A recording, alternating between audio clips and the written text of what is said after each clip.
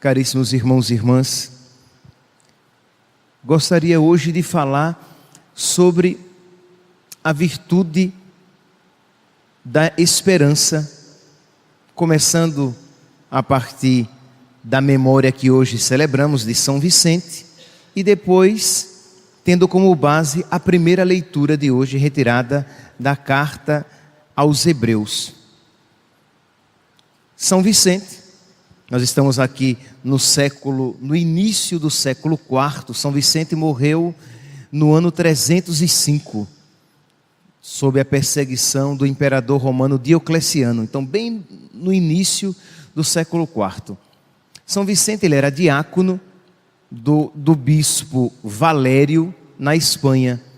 E o bispo era bem idoso, de modo que se utilizava do seu diácono para ajudá-lo até mesmo nas suas pregações oficiais.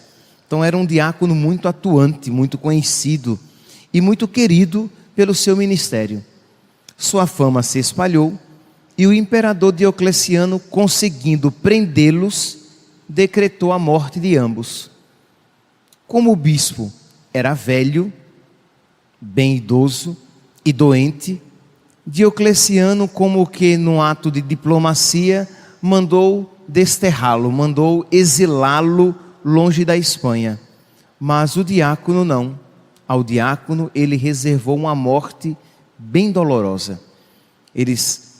Antes de aplicar a morte, de fato, ele foi submetido a uma tortura por nome de acúleo, que é quando se colocam flerpas de cana entre a unha e a carne, em todos os dedos da sua mão. Depois rasgaram-lhe as carnes com garfos de ferro, para depois decretar-lhe a morte. Meus irmãos, quando nós ouvimos esses relatos de morte, nós ontem ouvíamos o relato da morte, do martírio de Santa Inês, de uma menina de 12 anos. Hoje ouvimos o relato do martírio de São Vicente, e durante o tempo comum nós ouviremos o relato de tantos santos, de tantos mártires. Nós nos perguntamos, que força habitava no coração desses homens e mulheres? O que é que ardia nos seus corações para que lhes desse uma força tamanha deles suportarem algo que nós já nos desesperamos só de imaginar, só de pensar, de alguém em que as pessoas põem pedaços de madeira entre a unha e a carne, já dá uma angústia só de imaginar. Imagine os outros tormentos a que esses homens, mulheres, crianças, idosos foram submetidos. O que neles ardia? Ardia essa esperança viva de que nada daquilo seria em vão. No coração deles ardia aquela esperança viva. São Paulo é que usa essa expressão, a esperança viva, a esperança que não decepciona. Romanos capítulo 5, versículo 5. A esperança não decepciona. Então, em seus corações existia aquela esperança de que mais vale a pena morrer por Cristo do que viver sem Ele, do que para viver renegá-lo. Meus irmãos, a esperança, ela dá jovialidade à fé. Nós podemos ter uma fé carente de esperança. Seria uma fé triste, uma fé quase morta, uma fé cambaleante. Mas a esperança, ela dá jovialidade, ela dá alegria, ela nos enche de entusiasmo. Por quê? Porque nós nos alegramos com aquilo que ainda nos espera. Nós nos alegramos com o Deus da promessa. Na primeira leitura de hoje, retirada da carta aos Hebreus, o autor da carta aos Hebreus está escrevendo para esta comunidade que é também perseguida, e ele diz: irmãos, Deus não é injusto para esquecer aquilo que estáis fazendo e a caridade que demonstrastes em seu nome. Ele está dizendo que não se desesperem. Deus não vai esquecer o que vocês estão fazendo por causa dele. Nós poderíamos aqui acrescentar: Deus não vai esquecer aquilo que você, por causa dele, está sofrendo. Deus não vai esquecer aquilo que por causa dele você está fazendo, ajudando os irmãos, que é o caso concreto aqui da carta aos Hebreus.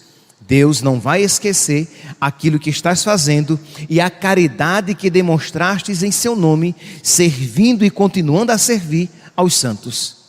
Então, quando a esperança, uma comunidade, vamos aqui dar um exemplo concreto, uma comunidade, uma paróquia, em que no coração dos fiéis a esperança das promessas de Deus está viva, é uma comunidade que se doa, é uma comunidade em que não vai faltar serviços, ministérios e pessoas que queiram se doar pelo reino dos céus, porque elas sabem de que primeiro de tudo, nós servimos a Deus porque Ele nos serviu.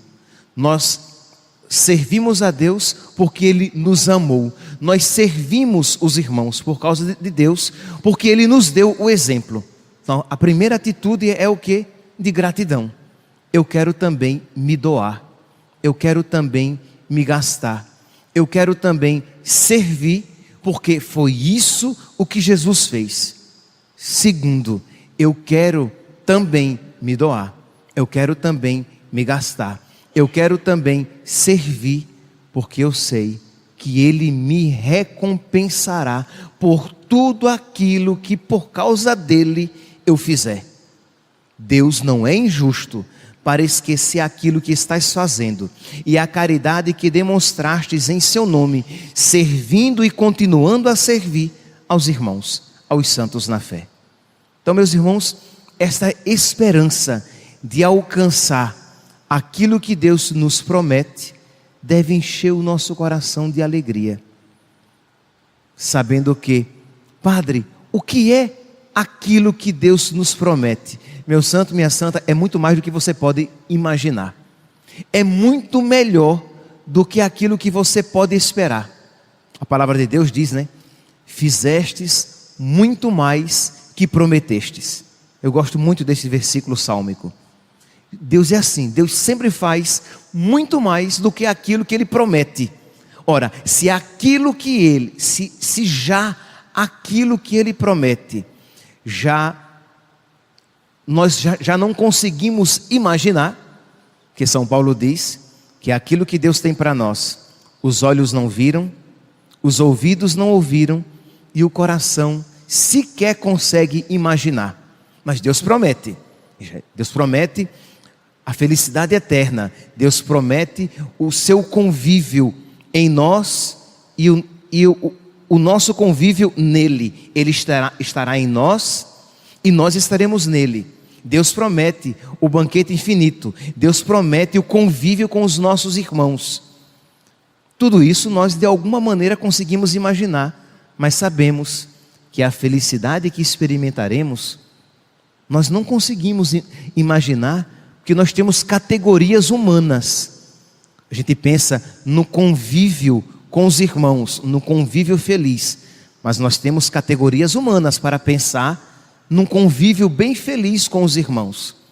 Intimidade com Deus, nós estaremos em Deus e Deus estará em nós. Nós temos categorias humanas para imaginar isso, mas nós não sabemos o que é isso. Pois bem, se mesmo aquilo a respeito do qual Ele nos fala já excederá em intensidade, quanto mais aquilo que Ele ainda não nos falou e que Ele nos concederá. Fizestes muito mais que prometestes. Então, meus irmãos, precisamos pedir a Deus a fé, sem sombra de dúvida. Pedir a Deus a cada dia: meu Deus, aumenta a minha fé. Precisamos pedir a Deus o amor, sem dúvida, o amor jamais passará. Então precisamos pedir a Deus a graça de amá-lo com todo o nosso coração, de amá-lo com toda a generosidade, mas precisamos pedir também a Deus que Ele faça crescer a esperança, para que mesmo em meio às dificuldades, nós consigamos sorrir. Se não iremos sorrir com os nossos sentidos, se não iremos experimentar uma alegria de sentimento, mas nós iremos experimentar uma alegria na esperança.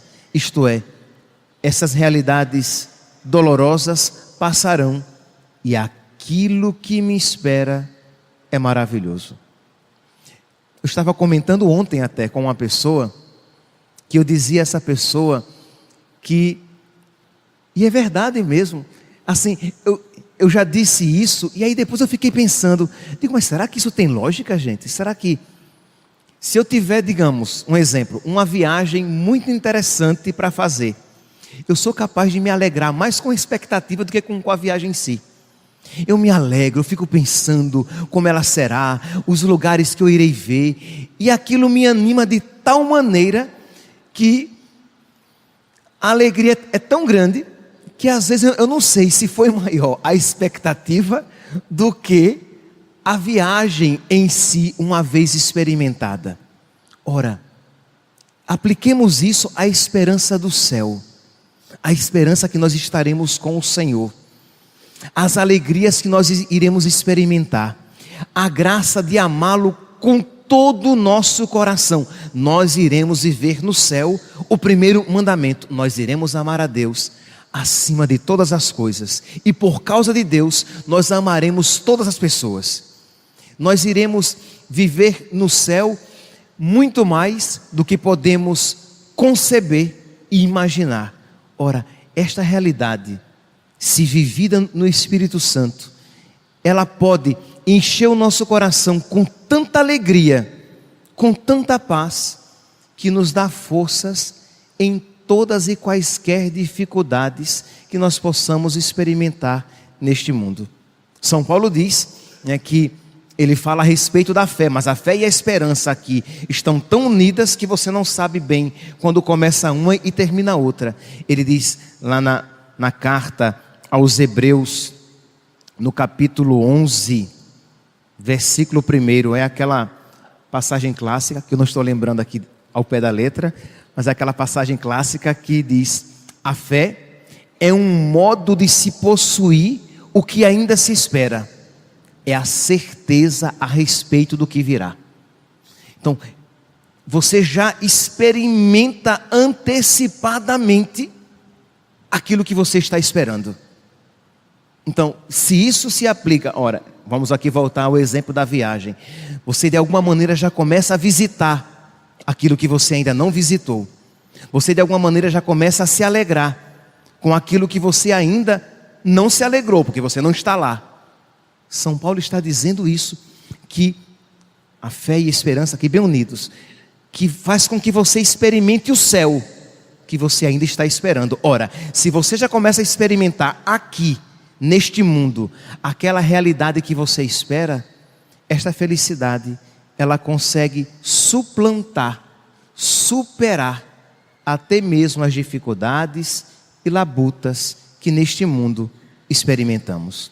É por isso que nós olhamos uma Santa Inês, uma menina que está ali entregue ao martírio, mas com tanta serenidade, porque ela se encontrará com o seu amado. É por isso que você vê um São Vicente sendo torturado tão cruelmente, e nem de longe passa pela sua cabeça a possibilidade de, para se livrar daquele tormento neste mundo, negar a sua fé, negar a sua esperança.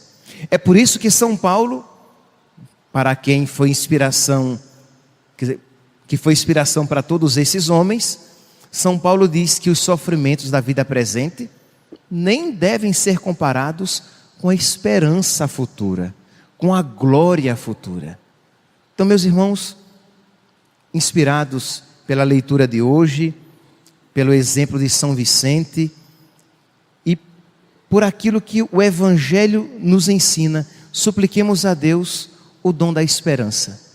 Que nós passemos hoje, supliquemos o dom do amor, claro, supliquemos a fé, sem dúvida, mas de um modo particular hoje supliquemos a esperança. Meu Deus, derrama no meu coração esta esperança viva, esta esperança forte, esta esperança que não decepciona, esta esperança que rejuvenesce a minha fé e a minha espiritualidade. A antífona, e com ela eu termino a homilia de hoje, a antífona do Evangelho de hoje foi: que o Pai do Senhor Jesus Cristo vos dê do saber o Espírito, para que conheçais a esperança reservada para vós como herança. Que Deus, simplificando, vos conceda abundantemente o Espírito Santo, para que uma vez o Espírito em você, Ele vos dê a conhecer a esperança que está reservada. O Senhor nos promete o convívio eterno com Ele. O Senhor nos promete o céu. O Senhor nos promete que este mundo passará, mas o mundo que Ele tem reservado para nós não passará. E esta certeza, esta esperança já deve ser alegria para este mundo presente e glória para sempre no mundo futuro. Louvado seja nosso Senhor Jesus Cristo.